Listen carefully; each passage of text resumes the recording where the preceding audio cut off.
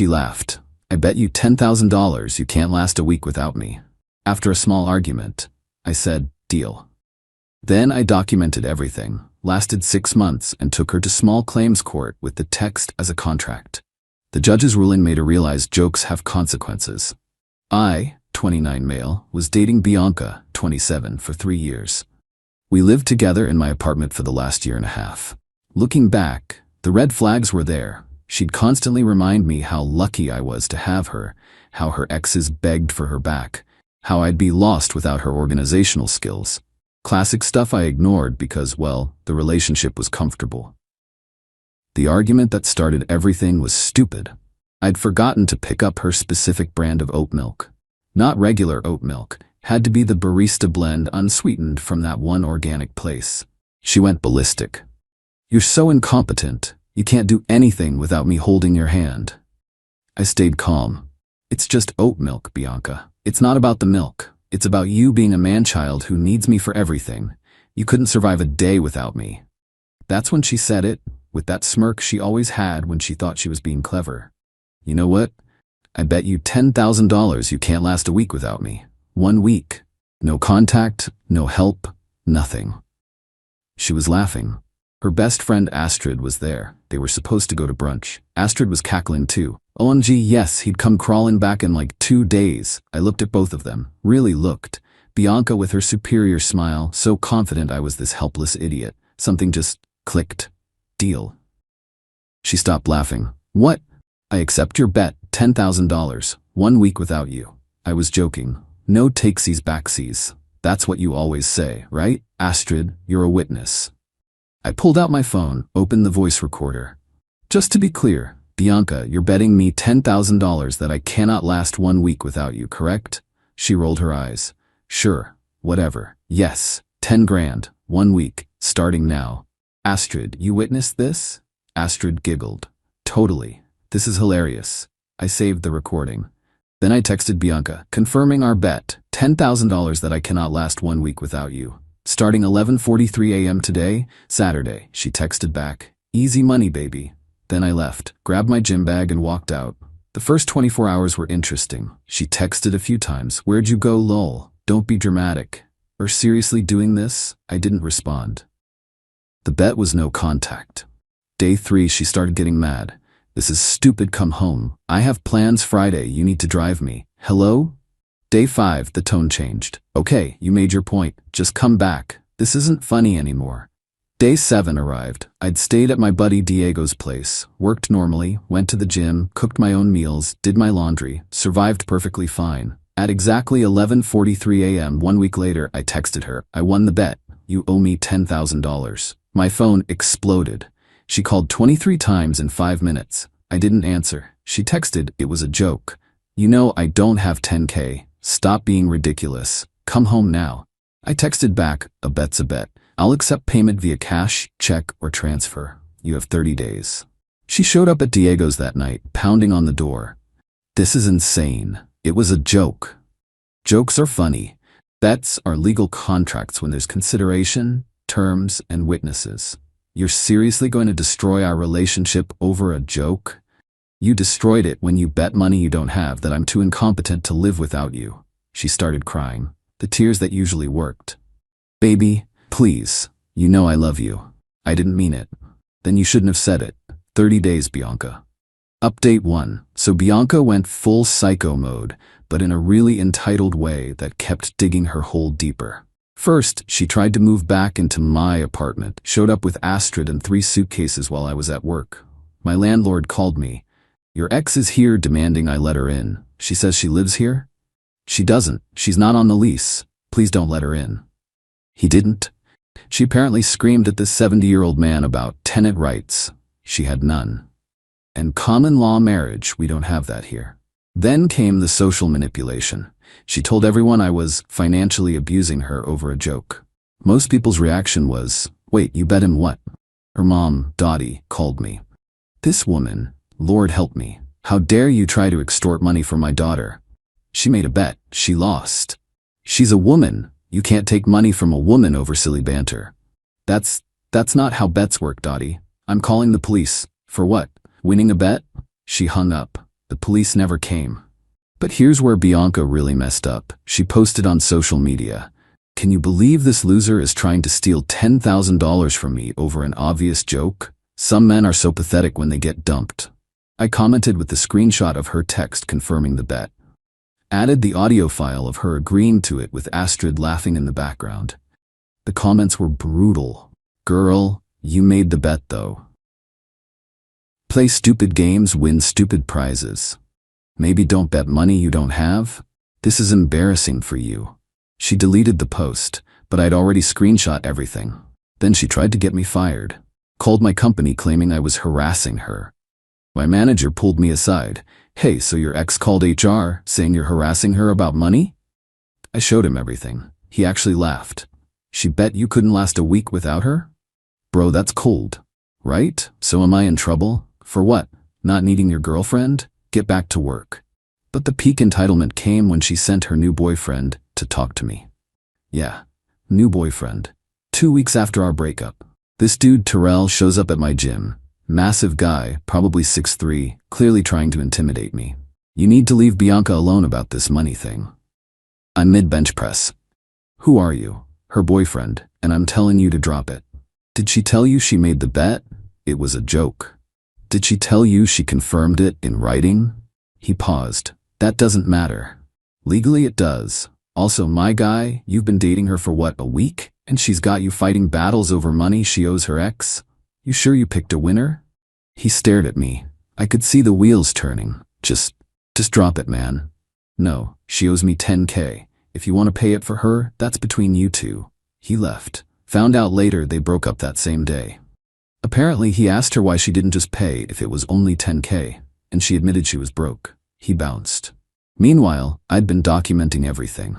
Every text, every threat, every admission that the bet was real. The 30 days were almost up. Update 2, day 30 came. No payment.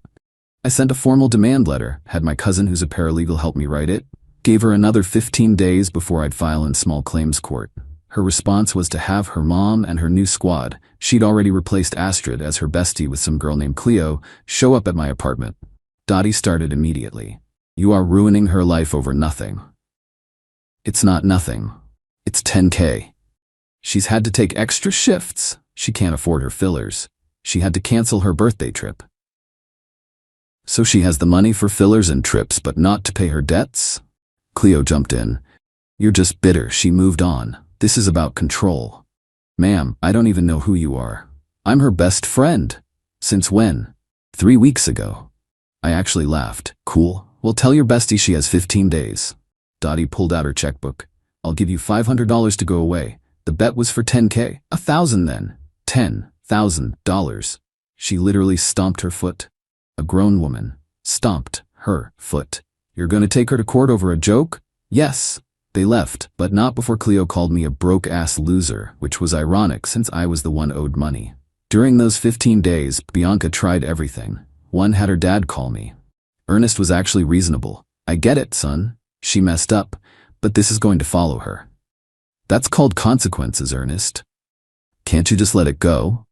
Could you let go of $10K? He sighed. "I told her not to make the damn bet." "You knew?" "She called me right after, laughing about it. I told her that was legally binding.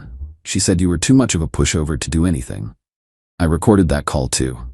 2. She tried to seduce me, showed up in the dress I used to love, crying about how she missed us. "Pay me my money. We can work this out, baby." "Sure, pay me and we're worked out." She called me heartless and left. 3. She got her coworkers to message me about how I was destroying a young woman's future. I replied to each with the screenshot of the bet. Day 45, I filed in small claims court. Day 47, she was served. The meltdown was epic. She called from 7 different numbers. I kept blocking them, leaving increasingly unhinged voicemails. "This is illegal. You can't sue me for a joke. I'll counter-sue. My dad's getting a lawyer. You're going to lose everything." Ernest did get her a lawyer. That lawyer called me. "My client wants to settle." "For $10K? For $2,000. No, she doesn't have $10K. She should have thought of that before making the bet. No court will enforce this. Guess we'll find out. Update 3, court day arrived. I wore my best suit, had all my evidence organized in a binder with tabs, printed everything in triplicate. Bianca showed up in clubwear, like a sparkly mini dress and heels, at 9 a.m., in court. The judge, an older woman who looked like she'd seen everything, stared at her for a solid 5 seconds before calling the case. Bianca's lawyer argued it was clearly a joke between romantic partners, and that no reasonable person would consider this a binding contract. The judge asked to hear the recording. That beautiful, clear audio filled the courtroom. Bianca, I bet you $10,000 you can't last a week without me. Me? Just to be clear. Bianca, you're betting me $10,000 that I cannot last 1 week without you, correct? Bianca, sure, whatever. Yes, 10 grand, 1 week. The judge then read the text exchange where she confirmed with a thumbs up and easy money, baby. Miss Bianca, did you make this bet? It was a joke. That's not what I asked. Did you make this bet? Yes, but did the plaintiff fulfill the terms? Did he last a week without you? Her lawyer tried to interject. Your Honor, the terms were vague. Counselor, the terms were crystal clear. 1 week, no contact. Your client set the terms herself. The judge turned back to Bianca. Answer the question. Did he fulfill the terms? Bianca was turning red. Yes, but I didn't think. You didn't think he'd actually do it? No. So you made a bet assuming you'd win?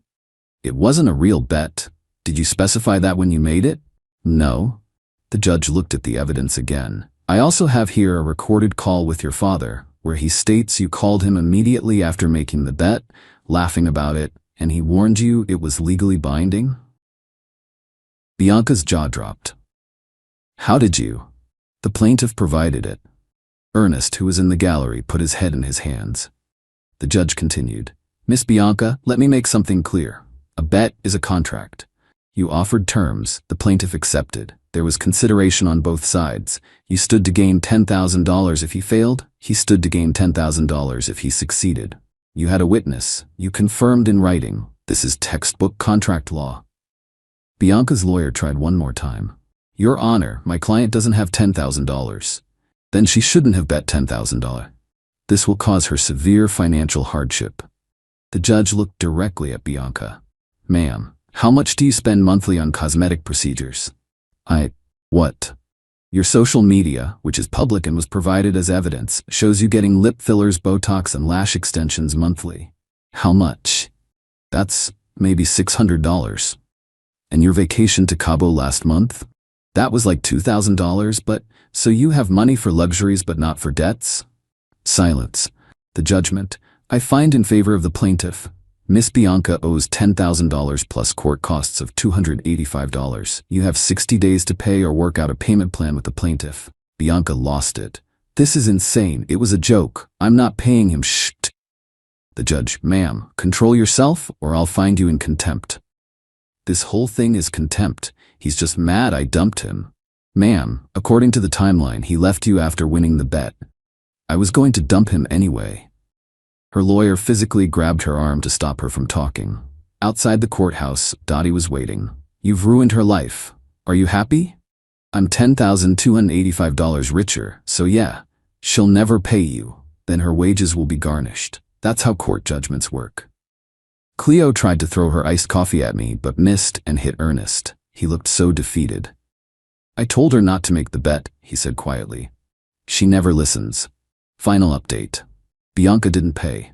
Shocking, I know. So I started the garnishment process. Her employer was served. 25% of her paychecks now come directly to me. The meltdown when she got that first reduced paycheck was glorious. She posted it on social media. This psycho is stealing my money.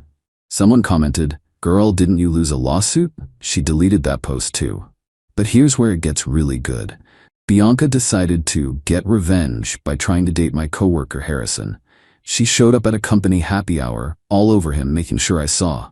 Harrison came up to me later. Dude, your ex is trying really hard to make you jealous.